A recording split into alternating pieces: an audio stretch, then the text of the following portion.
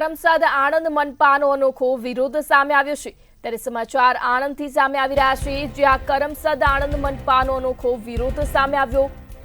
હર્ષિલ દવે નામનો યુવક મનપા કચેરી પહોંચ્યો હતો, ત્યારે મનપાની કામગીરીથી નારાજ યુવકે અનોખો વિરોધ કર્યો છે। 2025નું પ્રમાણપત્ર આપવા આવ્યો હતો, કારણ કે આણંદ શહેર મહાનગરપાલિકા બન્યા પછી 1.55 કરોડ રૂપિયાનું બજેટ પાસ થયું હતું।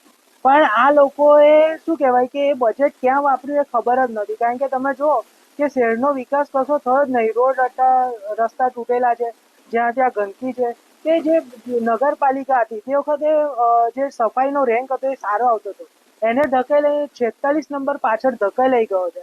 એની સાથે ગટરો ઉભરાય છે અને ઘણી બધી પ્રાથમિક સમસ્યાઓનો અભાવ છે। તો આ 1055 કરોડ રૂપિયા મહાનગરપાલિકાએ ક્યાં વાપર્યા એ સૌથી મોટો પ્રશ્નાર્થ ચિહ્ન છે। અને ફ્લોપ આજે આણંદ મહાનગરપાલિકાના કમિશનર છે એ વિકાસ કરવામાં ફ્લોપ ગયા છે, સાથે મહાનગરપાલિકા પણ ફ્લોપ ગઈ છે। આજે હું એમને